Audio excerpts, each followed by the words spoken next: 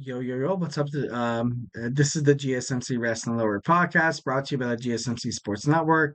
We recently talked about our WWE NXT review. We talked about our AEW Dynamite preview. And before we move on, before we go anywhere any closer, I want to talk to you guys about the tips and donations link at the GSMC podcast.net. We get a number of questions that come in during the show, so to ensure that your question gets read on air, I really urge you guys to use this link right here so we can have a nice little back and forth conversation about it. Tell me what you like, tell me what you don't like, tell me about things in the wrestling world that hey, maybe I don't know, maybe definitely a statement or maybe a fact or an opinion that'll spark conversation. It's all gravy, baby. It's all gravy. So, like I said, just put your questions up on top of the list so I can see it. Also, leave a positive review. We love the peace, love, and positivity at the GSMC Sports Network. And again, the link is the GSMC podcast on that. Yeah. So I don't want you guys definitely to go anywhere because I love you guys. And I know that like a lot of you guys are like, why is this guy saying he loves us? Like that's weird. That's weird. I'm just a loving person. Are you accept me? Accept me. No, just kidding.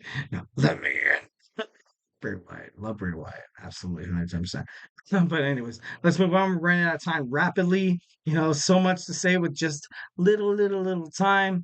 So we're gonna talk about the death of WCW. Yeah, let's get on into it. Love WCW. Like I said, I was a huge fan. Ultimately, kind of sucked that they were, it kind of ended the way it did. Definitely hurt my heart. But let's go ahead and jump on into it. So WCW was absolutely popular because they kind of had the sports aspect of wrestling, and they were great. It was great matches all around. You had great superstars that were putting on good matches. Monday Night Nitro, I feel like overall, and I know this is statistical research that they won the overall battle in terms of the Monday Night Raw ratings, but they ultimately didn't do what it took. They, they got kind of caught up short. So, it kind of sucked. But as a result of bad creativity, a lack of leadership, various executives entering and exiting, poor management, and creative control given to its top superstars, led by, it just led to the demise of WCW. And when I mean top superstars, I mean like Hulk Hogan, Kevin Nash, Scott Hall, kind of like what happened with TNA. Kind of like what happened in TNA. Yeah. So WWE was kind of on its way to kind of being like a more family kind of friendly show, while WCW kind of saw a reason to kind of keep the older generation, kind of keep just adults like interested with blood, with gore, with crazy storylines that like consist of guys like cussing each other out and stuff like that. But ultimately, maybe that wasn't the future of wrestling, and maybe that WCW didn't do well to kind of do what it took to kind of adjust to that. If you want to get through this life, you kind of have to. You kind of have to adapt. Kind of have to adapt, and I feel like WCW didn't really adapt well. Obviously, they're gone now.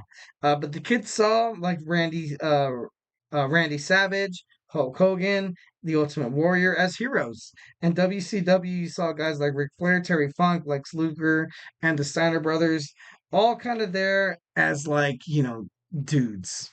Kind of like dudes that's going to give you an amazing match, kind of like a sense of realism that adults were into, but you bring the wife and kids to any wrestling promotion, you're kind of like the kids are like, why is it happening? Like, what the heck? Like, but WWE kind of did it better. They did it a lot better. They were kind of able to pander to the crowd a little bit more. And I know WCW was ultimately founded on what WWE lacked, which was good matches, a little bit, a little bit pandering less to the crowd, but ultimately, that kind of caused their demise as well. I know it was, absolutely crazy, absolutely like kind of far-fetched, but that's kind of the way it happened. Um so that's kind of how the credit ultimately was for the Attitude Era. I know a lot of people kind of thought it was Vince Russo, but honestly, It's kind of crazy. I felt like the wrestling fans that left WWE kind of they were searching for like a better wrestling product. Ultimately, didn't kind of find it, but the WWE was the better ultimate. Like ultimately they were the better they were the better wrestling entertainment product, and which kind of led to them kind of being the dominant brand that they are today. So yeah. So WWE launched a weekly show in January 1993 in the Monday Night Raw, and Ted Turner and Turner Broadcast ordered WCW executive Vice President Eric Bischoff to air a show to counteract the Monday Night Raw. Obviously, Monday Night Nitro, which is super cool, super awesome. In September of 1995. It showed from the get go that on this first episode you saw Lex Luger kind of come out, and a lot of people were like what the hell is Lex Luger doing here? A lot of people kind of thought it was like a stint to kind of to bind the both shows together, but Lex Luger in the WWE didn't really get the contract extension that he wanted. Then he was basically invited the next day from Eric Bischoff because Eric Bischoff wanted to rub it in Vince McMahon's face and be like, look, like your superstars are coming to me, man. They're coming to me, dude. Like you're not doing them well. So he came to WCW. Kind of, it was like it was kind of like a win, like Charlie Sheen winning, but obviously it wasn't winning. Obviously, what happened in the end. Like I said, Lex Luthor with the WCW, and he was signed with the WWF for the longest time. And unlike Monday Night Raw was televised, it was programmed, and it was also recorded. It was recorded, and as opposed to Monday Night Nitro, which was live, absolutely live, kind of proving onto that truly Monday Night Raw kind of segments in the show. And so then you had WCW Nitro. You had Eric Bischoff 5 minutes into a Nitro, basically saying the results of Monday Night Raw and persuading the audience not to channel surf, which is that's I thought that was pretty kind of I thought that was pretty crazy. I thought that was pretty crazy. And ultimately WWF saw their demise in the rearview mirror of WCW World Championship Wrestling, mostly because of the New World Order. You kind of Hollywood Hogan, Scott Hall, Kevin Nash. Yeah, the NWO kind of come out. The NWO kind of had like an invasion kind of angle of WCW. Like I said before, they weren't just like a faction or fandom or like a group of tag team competitors. They were like dudes. They were dudes that were ready to take over any show. They wanted to take over the show of WCW, and it just I don't know, just it got the people excited. So definitely during the NWO days of the WCW, you kind of those were, the better days. Those were better days. But ultimately, it didn't really work out. And honestly, Vince McMahon was kind of prepared to lose business there. He was like right there. But the promotion took a drastic turn in 1998. You saw young stars that were being held back by inflated egos, older superstars like I said before, Hogan, and then you had young guys like Eddie Guerrero, Dean Malenko, and then you also have Rey Mysterio, Chris Jericho, ultimately leaving the WCW, looking for greater pastures, kind of found it, and ultimately, besides Goldberg and Diamond Dallas Page, all the young talent mostly got kind of buried in the WCW, which of course, like if you're an NFL fan, if you're an NFL fan, and if you're planning to keep your same quarterback for the longest time, you kind of have to enter the draft eventually, right? For the future of your company. And honestly, just kept replaying and replaying. They're like the New York Giants of the NFL. No, I'm just kidding. No, I believe in Danny Dimes. I believe in Danny Dimes. But ultimately, like they had Goldberg and DDP.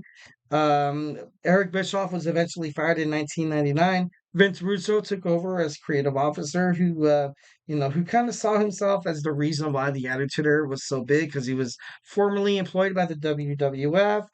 But before his push of young superstars in WCW, it was ultimately, way, way, way, way too late.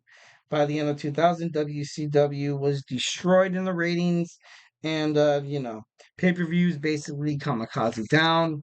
to, absolute garbage, absolute garbage. So Turner Broadcasting Television, they tried to potential merger with their partner AOL Time Warner. Uh, AOL Time Warner didn't want anything to do with professional wrestling, so WCW, sold to Vince McMahon in WWE of March 2001, ending the Monday Night Wars. And I don't know, that's just like, definitely something that, that sticks in the minds of wrestling fans. Definitely something that I feel like I don't. It would have been so awesome. It would have been so awesome to kind of see WCW and WWF kind of be in the same like boat, so to speak. But being brutally honest, I would love to see. I wonder if WWF would have kept the WCW product, kind of like the way they're doing NXT right now. I feel like it would have made for so much more entertainment. I feel like if it would have made. I don't know, it just would have been a lot better. Would have been a lot better. Uh, Honestly, and then as soon as the WCW superstars kind of made it to WWF, Vince McMahon willfully and joyfully buried these talents. Sting even knew that WCW stars didn't have a chance. That's the reason. That's the reason why he went to TNA. He didn't even want to chance it. Like it's just it was that bad. It was that bad. And to be honest, the best person definitely that has any like mark of marksmanship and talk about this is Booker T. Booker T, honestly, he's definitely one of the best wrestlers in the industry in WWE history, simply because that he survived. He survived Vince McMahon's bullspit. Like it was crazy. Vince McMahon was fueled by hate. And then Booker T faced adversity, crappy, absolutely crappy bookings, terrible storylines, and he was patient. He was respectable. Ultimately, becoming the king of the ring, King Booker, and also becoming the WWE World Heavyweight Champion. So I thought that was pretty cool. And just kind of touch on AEW and TNA. They try. They honestly really tried to mimic the Monday Night Wars between WCW and WWF. And honestly, it's to the point where WWE is so over. They're so popular that I think it's to the point where like no return. Much like AEW start, you kind of had a crappy Vince McMahon. You kind of had a crappy storyline. That's what kind of brought WCW because WWF was kind of like at a standstill, and that's what kind of fueled the AEW kind of movement in the beginning of 2019.